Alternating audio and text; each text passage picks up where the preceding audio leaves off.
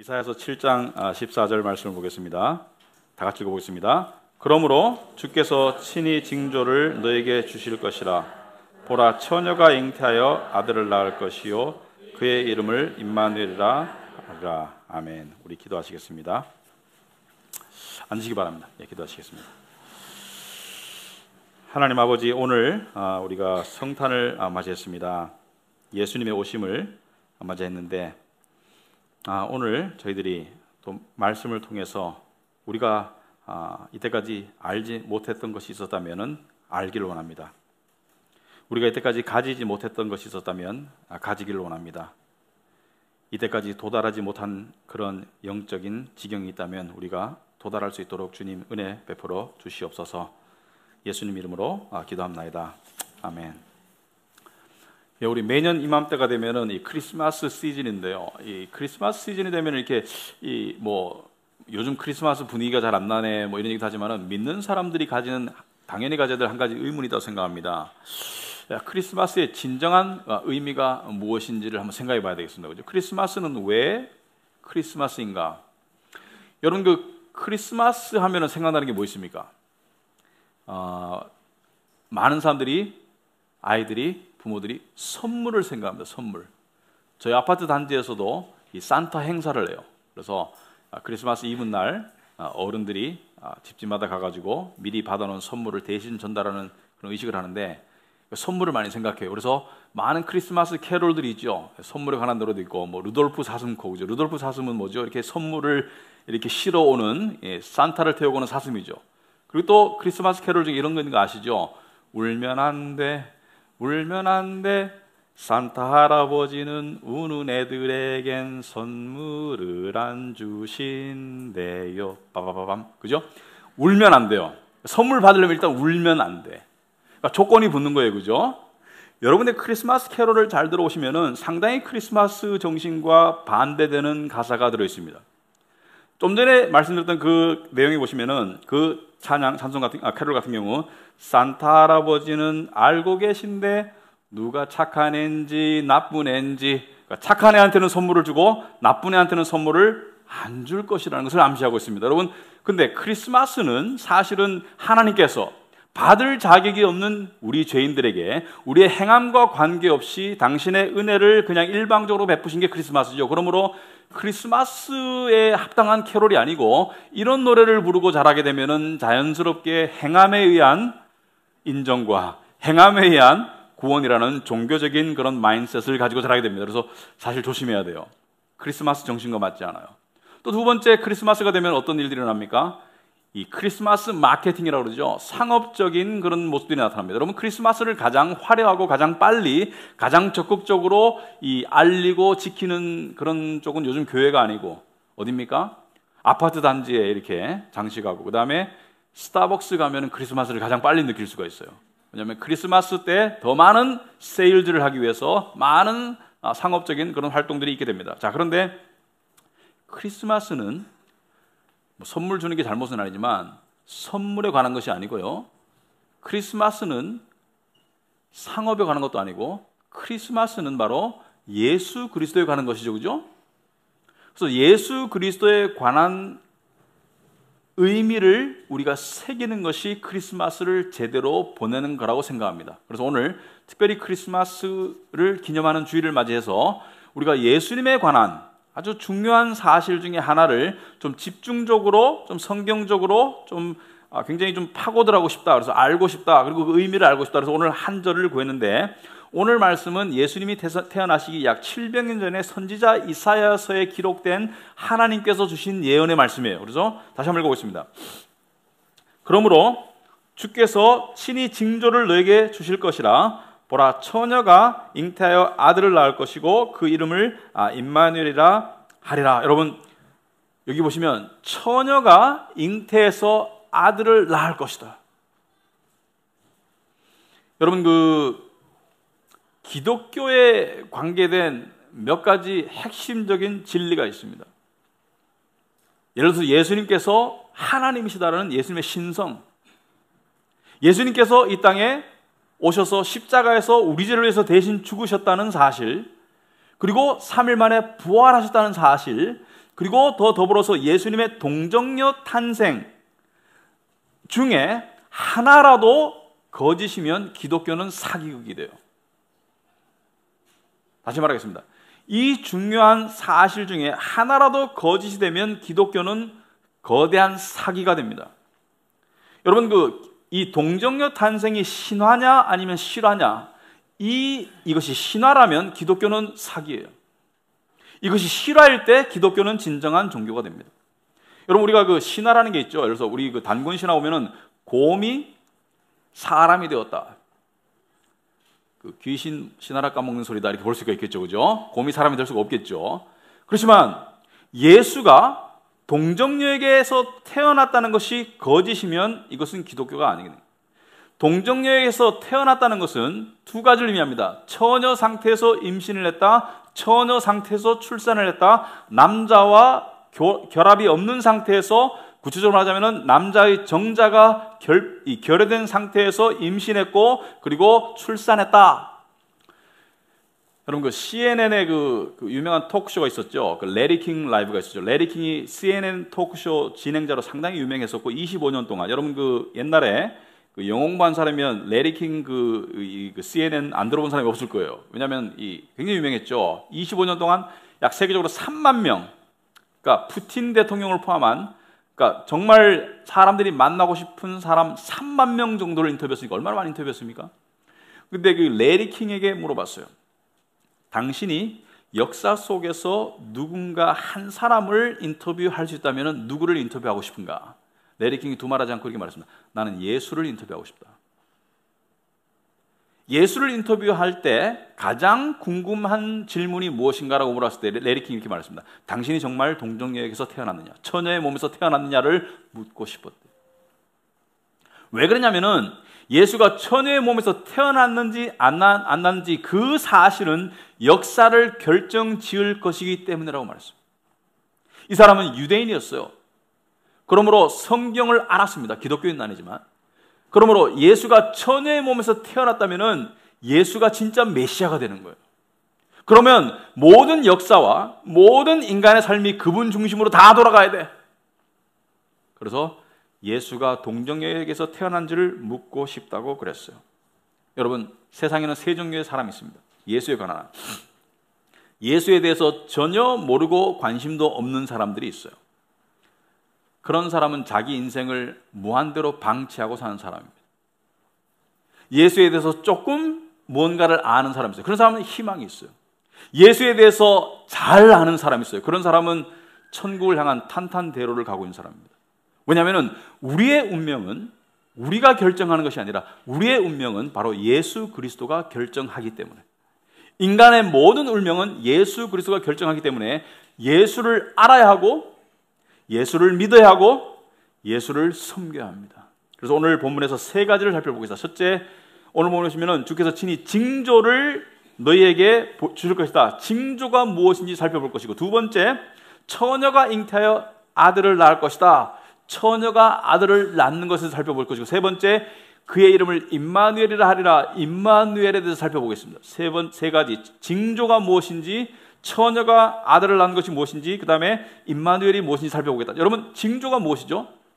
성경에서 징조라는 게 있습니다. 징조라는 단어, sign. 징조는 무엇이죠? 징조는 미래에 일어날 어떤 중요한 일에 대한 하나님의 힌트입니다. 그러므로 징조는 필연적으로 두 가지 속성을 가지고 있어요. 징조는 예언이고, 징조는 아주 초자연적인 사건을 말합니다. 여러분, 과거의 일을 향한 징조는 없어요. 현재 발생되는 일을 향한 징조도 없어요. 징조는 항상 미래에 일어날 일에 대한 예언적이고, 그리고 초자연적인 기적에 관한 하나님의 힌트가 징조라면, 예를 들어서 말세 징조가 있을 것이다. 예수님께서 말씀하셨어요. 말세 어떤 징조가? 해와 달과 별이 떨어질 것이다. 여러분, 해와 달과 별이 떨어진 걸 본 적이 있습니까? 봤으면 죽었겠죠, 그죠? 이미. 해와 달과 별이 떨어질 것이다 미래고, 해와 달과 별이 떨어진다는 것은 엄청난 기적이에요. 그러니까 예언과 기적이 합쳐진 것이 징조이다. 그래서 하나님께서 징조를 주셨어요. 징조는 예언이기도 합니다. 그래서 예를 들어서 예수님에 관한 수많은 징조와 예언들이 있습니다. 이사야가 예수님 오시기 700년 전에 예수께서 동정녀에게 탄생하실 것이라고 말씀하시기 약 수십 년 전에 선지자 미가는 예수께서 베들레헴에서 나실 것이라고 예언했어요. 많은 사람들이 예수님이 갈릴리 출신이라고 생각해요. 왜냐하면 갈릴리 지역에서 예수의 어머니와 아버지가 살았기 때문에. 그러나 호적을 하러 이 황제가 명령해서 베들레헴에 와서 예수를 낳았거든요. 왜 그러냐면은 예언에 따라서 예수는 베들레헴에서 나도록 되어 있었어요.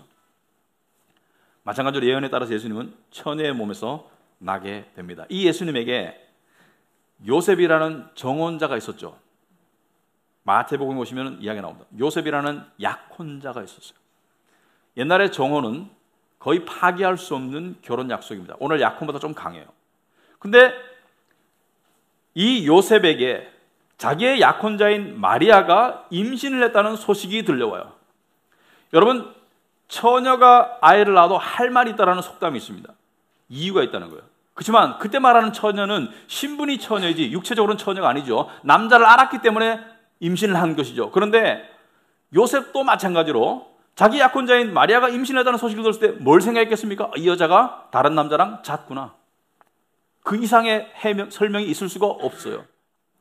그래서 요셉은 조용히 파혼하기로 결정합니다.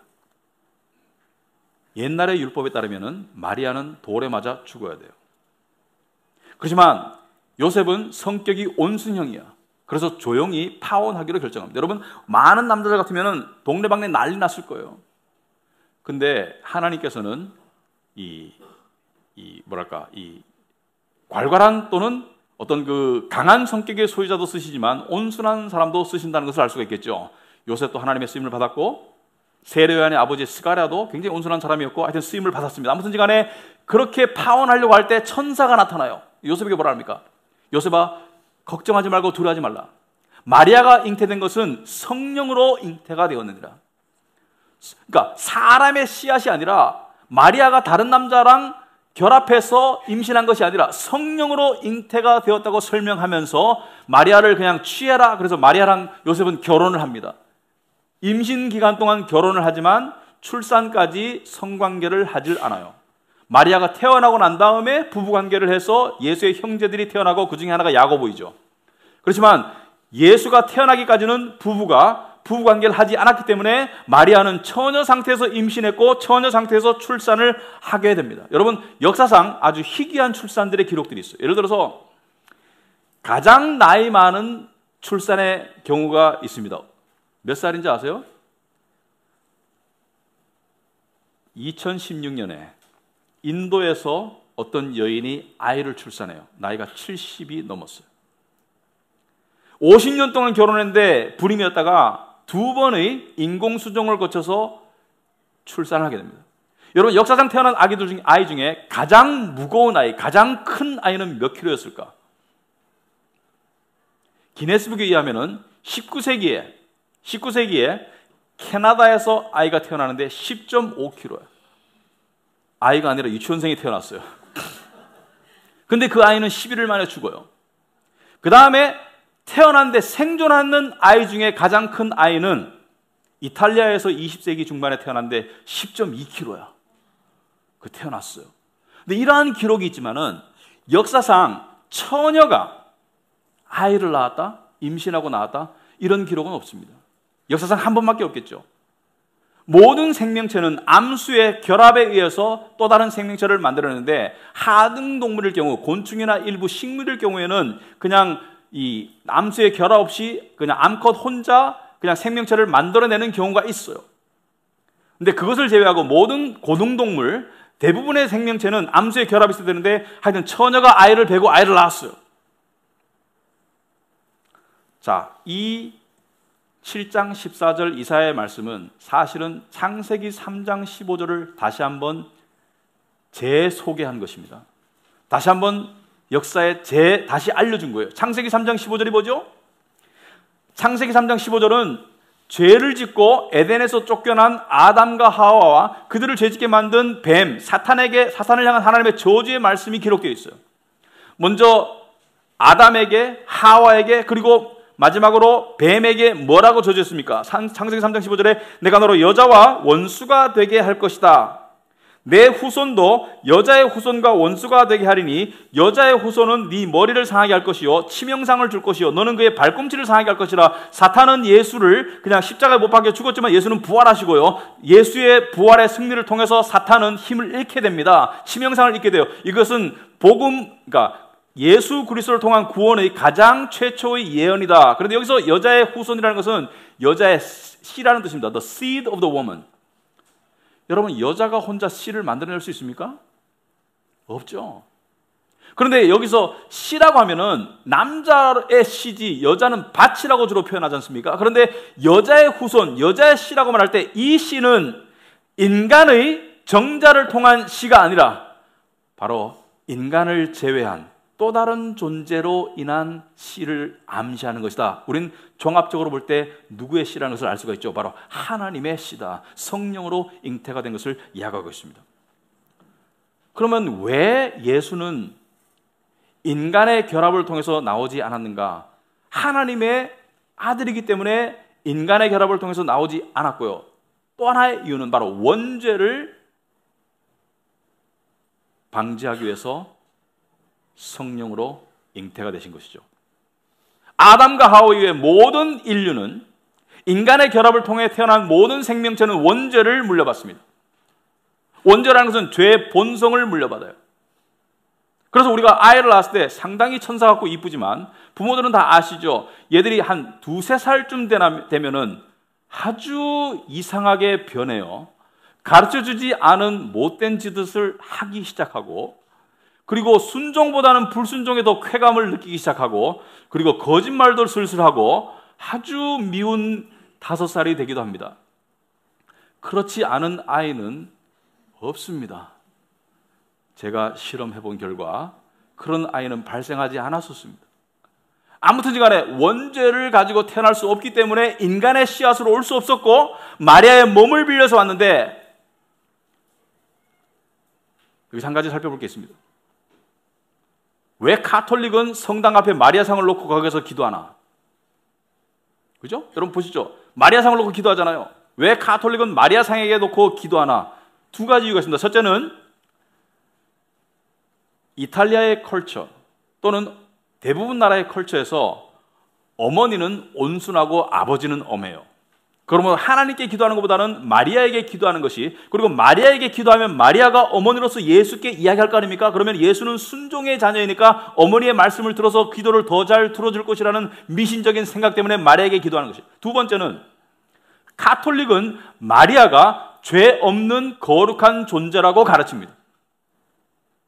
예수가 죄 없이 태어나기 위해서는 성령으로 잉태되었지만 마리아도 거룩했기 때문에 예수가 죄가 없을 것이다. 그러니까 아버지의 씨앗도 어머니의 밭도 둘 다 거룩했기 때문에 예수가 거룩하다고 가르쳤기 때문에 마리아를 인간 중에 거룩한 인간으로 소개합니다. 이것은 성경적이지가 않아요.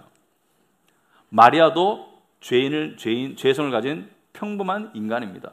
여러분, 마리아가 예수를 임신했을 때 그 임신 사실을 알고 감격의 노래를 부르는 것이 기록되어 있죠, 누가복음에. 그런데 마리아가 뭐라 그랬습니까? 마리아가 이르되 내 영혼이 주를 찬양하며 내 마음이 하나님 내 구주를 기뻐하였으면 그의 여종의 비천함을 돌보셨습니다. 나는 비천한데 주께서 나에게 이 큰 은혜를 주셨구나. 보라, 이제 후로는 만세의 나를 복이 있다 일컬으로다. 여러분, 마리아가 복이 있는 것은 예수의 육체적인 어머니가 된 것은 엄청난 복이죠. 왜냐하면 사람들이 그 이름을 기억할 거기 때문에. 그렇지만 이것이 거룩과는 관계가 없어요. 왜? 비천함과 거룩은 공존할 수 없는 단어입니다. 거룩이라는 것은 신성에게 해당되는 단어인데 신성의 존재가 비천할 수는 없어요. 마리아는 자기가 비천하다고 했어요. 마리아는 인간입니다. 죄인입니다. 그러므로 마리아는, 그런데 어떻게 마리아의 몸에서 거룩한 예수가 나왔느냐? 마리아 안에 성령께서 역사하셨기 때문에, 성령의 역사를 통해서 잉태되었기 때문에 그 성령의 역사가 마리아의 죄성이 예수께로 옮겨오는 것을 막으셨다라고 보는 것이 성경적입니다. 아무튼 간에 마리아를 통해서 태어났다. 여기서 우리가 한 가지 알 게 있어요. 그럼 예수는 누구인가? 예수는 하나님의 아들이시면서 하나님입니다. 이 부분은 삼위일체인데요, 이 부분은 설명이 곤란합니다. 설명을 할 수 있지만 납득하기가 힘들어요. 하나님은 한 분이시지만 하나님 아버지, 성자, 예수, 성령님으로 삼위를 가지고 계신다. 아무튼 간에 하나님 한 분이시기 때문에 예수는 하나님이다. 맞습니까? 예수는 하나님이다. 여러분, 빌립보서 성경 여러 구절에 예수가 하나님의 것을 이야기하지만 빌립보서 2장 6절에 아주 분명하게 예수는 근본 하나님의 본체시나 하나님과 동등됨을 취할 것으로 여기지 아니하셨다. 하나님의 본체라는 것은 뭐예요? 하나님과 한 몸이다. 하나님이라는 것을 말했어요. 예수님께서 아버지와 나는 하나이다. 예수는 하나님이다. 하나님과 동등됨을 취할 것으로 여기지 아니하신다는 것은 그 영광을 버리시고 이 땅에 오히려 자기를 비워 빌립보서 2장 7절에 종의 형체를 가지사 사람들과 같이 되셨고 사람의 모양으로 나타나사 자기를 낮추시고 죽기까지 복종하셨으니 곧 십자가에 죽으심이라. 예수는 하나님인 거예요. 하나님이 인간의 모습으로 오신 것이 예수입니다. 그래서 그 이름을 임마누엘이라 하라. 마태복음에서는 그 이름을 예수라 하라.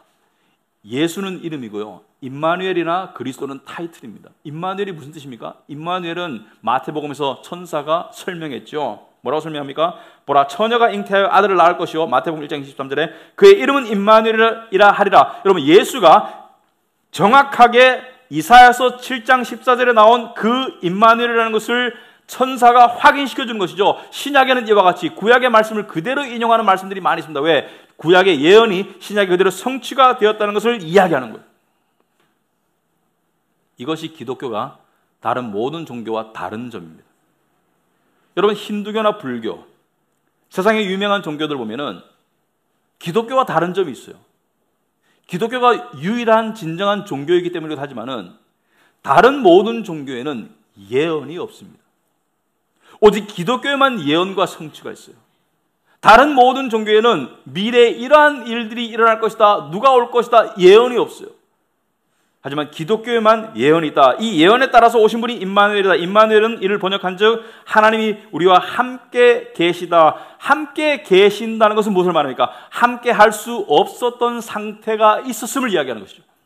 우리가 아직 죄인되었을 때 하나님께서 우리를 사랑하셔서 그 아들을 보내셨다. 우리가 죄 때문에 거룩한 하나님과 분리된 상태, 죄와 사망 가운데 섰던 하나님과 함께 할 수 없었던 상태를 하나님과 함께 할 수 있는 상태로 바꿔주기 위해서, 하나님과 함께 한다는 것은 구원을 의미하고 천국을 의미합니다. 바꿔주시기 위해서 예수님이 인간의 모습으로 오셨다. 이 예수님은 완전한 하나님이시면서 완전한 인간이다. 그래서 예수님은 완전한 신이시면서 완전한 인간이다. 예수님의 완전한 신성과 완전한 인성이 완벽하게 결합된 것이 예수이다.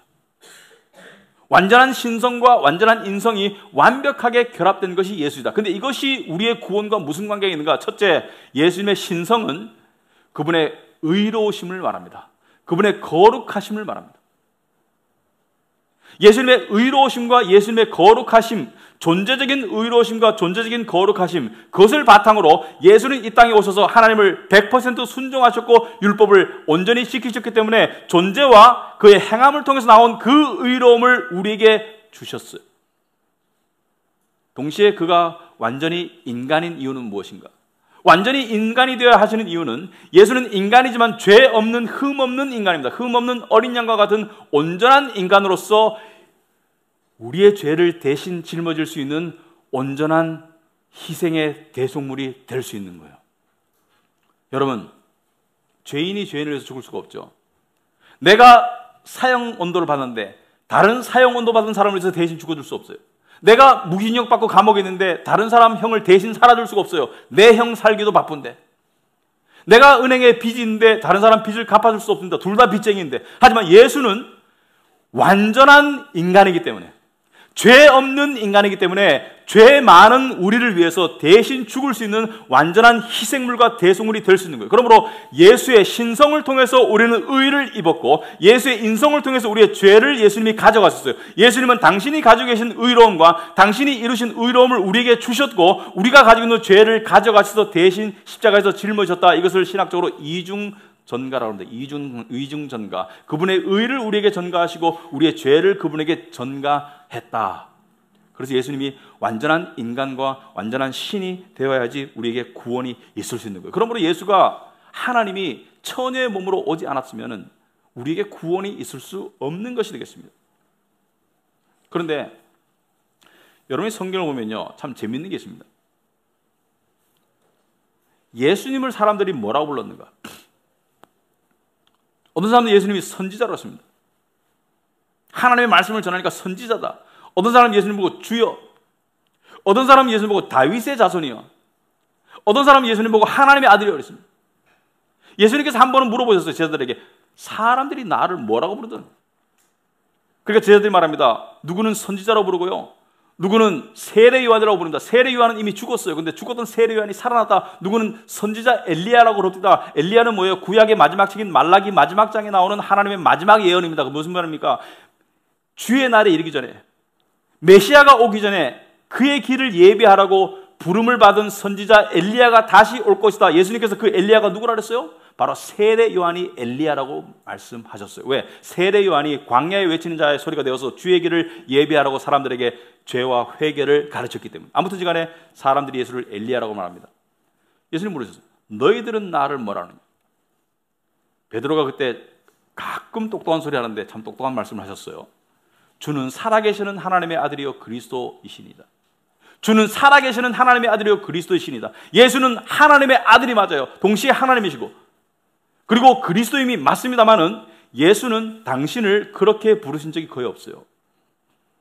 예수께서 당신을 말씀하실 때 늘 쓰시던 단어가 있습니다. 바로 인자입니다. 인자, 사람의 아들, Son of Man. 인자가 오리니, 인자가 고난을 받아야 될 것이니, 인자가 당신을 인자라고 복음서에서 80번 정도 이야기하셨어요. 근데 왜 예수는 하나님의 아들이면서 인자, 사람의 아들이라고 당신을 지칭하셨는가? 왜 그랬을까요, 여러분? 왜 예수는 스스로를 인자라고 부르셨을까? 어떤 사람들은 예수가 겸손해서 그렇대요. 겸손해서 자기를 낮추셨답니다. 여러분, 겸손하다고 진실을 왜곡할 수는 없습니다. 예수님은 그럴 뿐이 아니에요. 그것은 겸손해서가 아니고요, 예수님은 여러 가지 의미로서 당신을 인자라고 부르셨는데 그 중에 하나는 유대인들에게 너희가 구약을 공부했더라면 내가 누군지를 알아보거라라는 힌트를 주고 싶었던 거예요. 왜냐하면 이 인자라는 단어는 구약에 있거든요. 사람의 아들이라는 단어가 구약에 있습니다. 어디냐? 다니엘서, 구약의 예언서인 다니엘서 7장에 나오죠. 여러분 주부에 보시면 나와 있습니다. 다니엘에 보면은 다니엘이 환상을 갖게 됩니다. 환상은요, 꿈이 아니고 깨어있는 상태에서 하나님의 계시를 보는 것을 환상이라고 합니다. 자, 다니엘서 7장 13절에 내가 또 밤 환상 중에 보니 인자 같은 이가 하늘 구름을 타고 와서, 이렇게 말합니다. 인자 같은 이가 like a son of man, 인자 같은 이가 사람의 아들같이 생기신 이가 하늘 구름을 타고 와서 옛적부터 항상 계신 이에게 나아가, 옛적부터 항상 계신 이는 하나님을 상징합니다. 그죠? 옛적부터 항상 계신 이에게 나아가 그 앞으로 인도됨에 인자같이 생긴 분이 구름을 타고 와서 하나님께 인도되고 그에게 14절에 권세와 영광과 나라를 주고 모든 백성과 나라들과 다른 언어를 말하는 모든 자들이 그를 섬기게 하였으니 그의 권세는 소멸되지 아니하는 영원한 권세요 그의 나라는 멸망하지 아니할 것이니라. 아멘. 여기서 말하는 나라는 하나님의 나라이고 이 인자는 누구죠? 바로 하나님의 나라의 왕으로서 권세와 영광이 영원 무궁하시고 모든 민족과 모든 백성이 섬기고 무릎 꿇을 주님을 말합니다. 그러므로 인자라고 예수님께서 당신을 소개하실 때는 겸손이 아니고요, 여기에 나오는 인자, 하나님 나라의 왕, 그 인자가 바로 나다. 왜 근데 인자같이 생겼다고 말했을까? 분명히 영광과 또는 그 권세를 봤을 때는 하나님인데 생김새는 사람의 아들처럼 생겼다고 해서 인자라고 부른 거예요. 예수님께서는 이 예언을 받으셔서 다시 한번 제자들에게 예언하셨습니다. 마태복음 24장 30절에 그때 인자의 징조가 하늘에서 보이겠고 그때 땅의 모든 족속들이 통곡하며 그들이 인자가 구름을 타고 능력과 큰 영광으로 오는 것을 보리라. 그가 큰 나팔소리와 함께 천사들을 보내리니 그들이 그의 택하신 자들을 하늘 이 끝에서 저 끝까지 사방에서 모으리라. 여러분, 여기서 말하는 인자가 누구죠? 바로 다니엘서 7장에 나와 있는 인자. 다니엘서 7장은 그러므로 말세에 관한 구약의 예언입니다. 말세에 인자가 구름 타고 올 것이고 그의 나라를 이루실 것이고 그의 권세와 그의 영광을 보여주실 것이고 모든 무릎이 그에게 꿇을 때 그때 두 종류의 눈물이 있을 것이라는 얘기예요. 이 2000년 전에 오셨던 예수님이 다시 오세요? 여러분이 2000년 전에 오셨던 이 예수님을 여러분의 구주로 받아들이고 믿고 있다면 여러분 다시 오실 예수님을 맞이할 준비가 되겠습니다. 하지만 여러분이 2000년 전에 인간의 모습으로 오신 이 예수님을 아직까지 마음으로 받고 믿지 않고 있다면, 아직까지 껍데기 신앙생활을 하고 있다면 여러분은 준비 안 돼 있어요. 여러분, 역사는 His story입니다. 예수님의 이야기입니다. 예수님에 의해서 움직여지고 있어요. 마지막에 두 종류의 눈물이 있습니다. 여기 보면은 모든 족속들이 운다고 되어 있어요. 근데 두 종류의 눈물이 있습니다. 첫째 눈물은 예수를 알았고, 예수를 믿었고, 예수를 기다렸기 때문에 우는 감사와 감격의 눈물이 있을 것입니다. 우리가 믿었던 것이 현실이 되는 그 놀라운 영광을 보면서, 여러분, 사람이 너무나 기쁘면 눈물이 나와요. 우리가 믿었던 그 성경 말씀이 현실이 되는 그 놀라운 영광을 보면서 안 울 사람이 어디 있겠습니까? 두 번째 종류의 눈물은요, 예수를 몰랐고, 예수를 무시했고, 예수를 안 믿었기 때문에 흘리는 심판을 향한 두려움의 공포의 눈물이 있을 것입니다.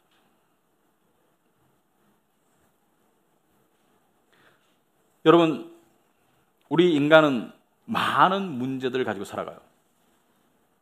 그래서 우리 믿는 사람들도 하나님의 은혜가 필요합니다. 그런데 이 하나님의 은혜라는 것은 미래에 일어날, 미래에 완성될 하나님의 은혜지만 지금도 우리에게 역사하는 것이 하나님의 은혜입니다. 지금도 그 영향을 미쳐요. 여러분, 사람이 가지고 있는 문제가 뭐죠? 사람이 겪는 문제는 대표적으로 가난, 질병, 재난, 전쟁이지만 선별적으로 겪고 있죠. 가난을 다 겪지는 않습니다. 재난을 다 겪진 않아요.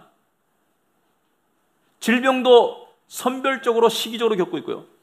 전쟁도 지금 우리는 안 겪고 있지만 중동에서, 아프리카에서 전쟁들이 일어나고 있습니다. 여러분, 모두가 선별적으로 겪고 있어요. 관계의 어려움 선별적으로 겪고 있습니다. 우리는 선별적으로 겪고 있지만 사람이 어느 누구를 막론하고 모두가 겪는 문제가 있어요. 그것은 바로 죄책감입니다. 죄책감. 나는 죄책감이 없다고 말하는 사람은 이미 영혼이 상할 대로 상한 사람이에요. 모든 사람은 죄책감을 겪고 있습니다. 왜냐하면 모든 사람이 죄를 짓기 때문에. 여러분, 죄책감이 뭐라고 생각하십니까? 죄책감은 내가 느끼는 불편함이 아니에요. 죄책감은 근본적으로 나의 죄를 바라보시는 하나님의 시각입니다. 나의 죄를 바라보시는 하나님의 시각을 인간의 영혼이, 양심이 느끼는 것이 죄책감이에요. 그리고 죄책감은요, 하나님의 심판에 관한 전조입니다. 우리가 뭔가 잘못했을 때 이것을 선생님이 알았어요. 또는 상급자가 알았어. 죄책감과 불안감과 수치심을 느낍니다. 그리고 그에게 불려가기 전에 불안을 느껴요. 이게 죄책감입니다, 여러분. 제가 무슨 말씀을 하려고 하면은, 여러분, 그 초대 예수님이 이 땅에 오셨을 때 이 초대 1세기의 크리스찬들 중에 상당수는 노예였어요. 그리고 상당수의 기독교인들은 사회 경제적 지위를 상실하고 노예 상태로 전락합니다. 그리고 그들 중에 일부는 로마의 감옥에 갇혀요. 특히 네로 황제의 핍박 때 로마의 감옥에 갇힙니다. 그들 중에 일부는 또 죽임을 당합니다. 예를 들어서 원형 경기장에, 사람들이 지켜보는 원형 경기장에 풀려서 풀어진 맹수들이 그들을 찢어 죽여요. 여러분, 그들 중에 노예 상태에서 예수 믿고 노예 상태를 벗어난 사람은 없어요. 근데 그들은 이구동성으로 우리는 참 자유를 얻었다고 말하면서 살아갔어요. 노예였지만 참 자유를 얻었다고 말했고, 사회경제적 약자였지만 참 자유 속에서 살아갔고, 그리고 죽음의 순간에도 참 자유로 살아갔어요.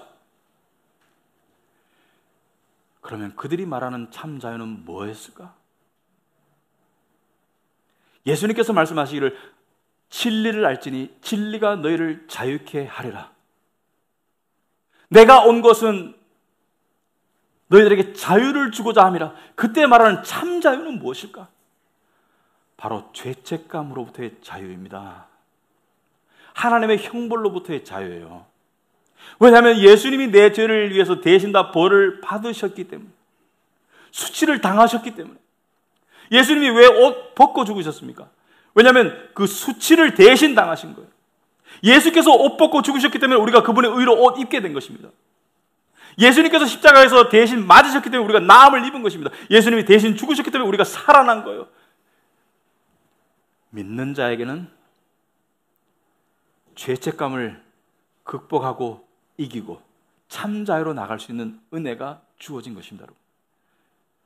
여러분, 크리스마스의 진정한 의미가 뭐죠?